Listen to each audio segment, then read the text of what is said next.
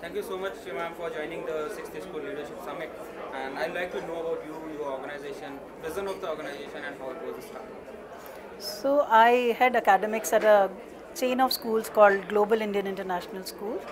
We have we have 33 campuses in 7 countries.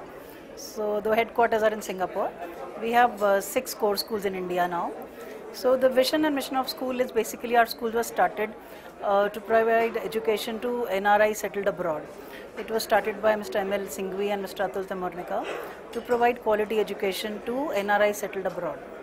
So, however, because the quality grew, they got so much into education. So the schools expanded to Malaysia, Japan, Singapore, Kuala Lumpur, and India finally. So the vision and mission of our school is, of course, to provide holistic education to our children, and we have a proprietary framework called 9 GEMS, in which we want children to learn right from technology to values. We are a big believer in the Gandhian values, and at the same time following all digital technologies in a very aggressive way. So we want to keep a balance. We want our children to have 21st century learning skills, and that's what GIS has committed.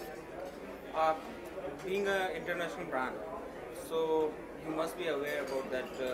Education is in a transition state globally, and it is changing very rapidly. Yeah. There are various methodologies like collaborative learning is there, gamification is there, personalized learning is there. So what innovative methods are adopted by Global Indian School for the holistic development of students as well as for the betterment of teachers in terms of teaching and in terms of student engagement? Right. So the core or the very firm belief that we have is that children should enjoy learning. Right, so happiness index is a very important part again of GIS working. We want to ensure that each child, when he's learning, he's smiling and laughing. There is no place for stress. So we engage in a lot in collaborative learning, project-based learning. We encourage children to do research and then present, right? And then we have a lot of cross-campus connection. For example, the children in sitting in Bangalore connect with children in Singapore and Japan, and then they present together and then they work together. So there are a lot of multiple collaborative projects going on all the time. They visit physically, so there is no this thing that children will not travel. Parents are also willing to support and pay, and we take children in hordes to other campuses, so they are actually learning global citizenship in the true sense. You are at School Leadership Summit, so what is your takeaway from this summit? So my takeaway is there is so much happening.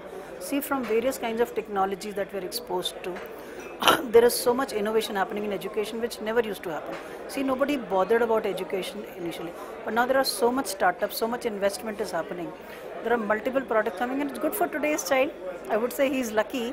So there is so much to learn, new pedagogy, new multiple chains, and listening to people, so much of learning.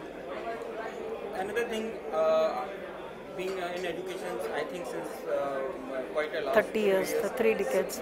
3 decades. So you have seen the education from very basic level to this Absolutely, level. absolutely. What do you want us to focus upon? As we have a portal, we have a magazine, and we have summits. So what do you want us to focus on so that we can connect with each and every stakeholder of the education? Yeah, so if you really want me to ask as an educationist, as a parent, as a teacher, I would say you should find some way of influencing government policies.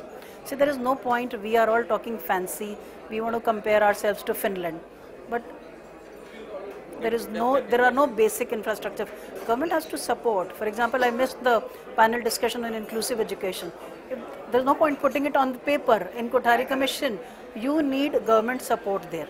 They should provide training to the teachers. They should make it mandatory and kind of ensure that these things happen.